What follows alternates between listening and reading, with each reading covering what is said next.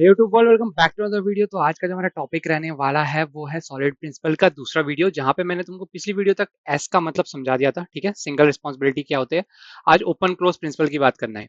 ठीक है, open close principal एक ऐसा प्रिंसिपल है जो हम ऑलरेडी कर चुके हैं। कैसे कर चुके हैं अभी ये सब जानने का टाइम आ चुका है, तो मैं तुमको एक एक करके बताता हूँ। यहाँ पे ओ लिख देता हूँ सबसे पहले मैं बड़ा सा।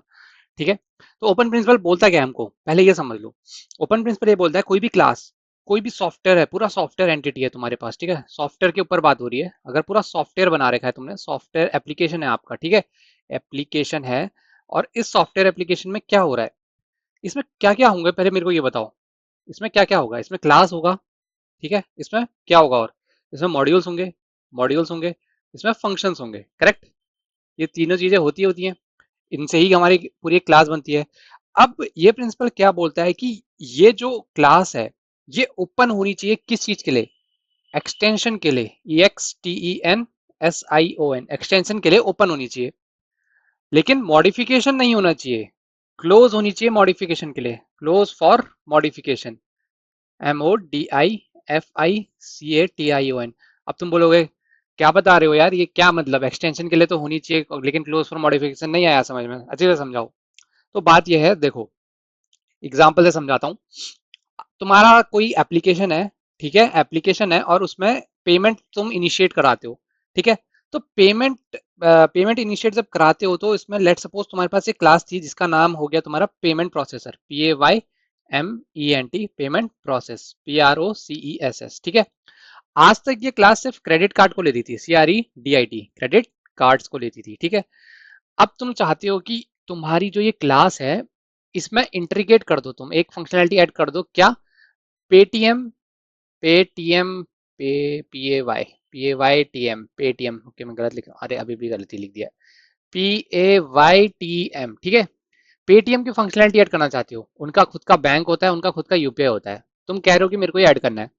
तो ये प्रिंसिपल क्या बोलता है कि पेमेंट प्रोसेस जो क्लास है वो एक्सटेंड होनी चाहिए, एक्सटेंड करा दो पेटीएम की क्लास में।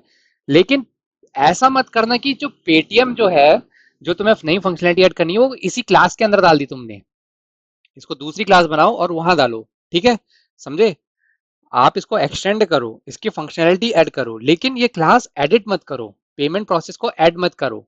इसमें कुछ मॉडिफिकेशन नहीं होना चाहिए, लेकिन ये एक्सटेंशन के लिए यूज होनी चाहिए। तो अब पेमेंट प्रोसेस की बात करेंगे, PAYMENT, पेमेंट प्रोसेस जो हमारी पुरानी क्लास थी। ठीक है, ये एक्सटेंड करती है नई क्लास को, तो आप नई क्लास यूज कर लो, इसको एज इट इज रखो, इसको चेंज करने की जरूरत नहीं है। इसको हमेशा एक्सटेंशन के लिए यूज करो, लेकिन इसको मॉडिफिकेशन के लिए क्लोज कर दो, इसमें मॉडिफिकेशन नहीं होगा। वो क्रेडिट कार्ड की क्लास थी, सिर्फ क्रेडिट कार्ड की रहेगी। पेटीएम की क्लास है, पेटीएम की। अगले दिन यूजर आया, उसने कहा मतलब स्टेक होल्डर है, उन्होंने कहा कि आप तुम डेबिट कार्ड के लिए भी कर दो। तो उस समय पे जो पेटीएम, यहाँ पे पेमेंट प्रोसेस थी क्रेडिट कार्ड वाली, ठीक है, अब तुमने यहाँ पे इसको कर दिया पेमेंट प्रोसेस पेटीएम, PAYTM। इसमें तो इसकी फंक्शनलिटी भी ऐड है ना, तो तुम इसको एक्सटेंड करोगे दोबारा जब तुम्हें डेबिट कार्ड ऐड करना है। ठीक है, इस तरीके से तुम्हारी जो क्लास है वो एक्सटेंशन के लिए अवेलेबल है, लेकिन क्लोज है मॉडिफिकेशन के लिए। मॉडिफिकेशन अलाउड बिल्कुल नहीं होगा, बात खत्म। ओपन क्लोज प्रिंसिपल यही कहता है कि क्लास कोई भी है वो ओपन होनी चाहिए। एक्सटेंशन के लिए उसको एक्सटेंड करवाओ, उसमें उसमें उस क्लास में चेंज नहीं होना चाहिए, उसके अतिरिक्त आप चेंज कराओ, मॉडिफिकेशन के लिए अलाउ अलाउ नहीं होनी चाहिए वो क्लास। ठीक है, ये हमारा ओपन क्लोज प्रिंसिपल है। SOLID का ओ है, ये SOLID। ठीक है, ओ का क्या है, ये ओपन क्लोज प्रिंसिपल है। ठीक है, होपफुली वीडियो पसंद आएगा। वीडियो पसंद आएगा तो लाइक से सब्सक्राइब जरूर करना, अपने दोस्तों के साथ साझा जरूर करना। मिले कोई क्वेश्चन होगा तो कमेंट सेक्शन में आके जरूर बताना, अगली वीडियो में मिलेंगे।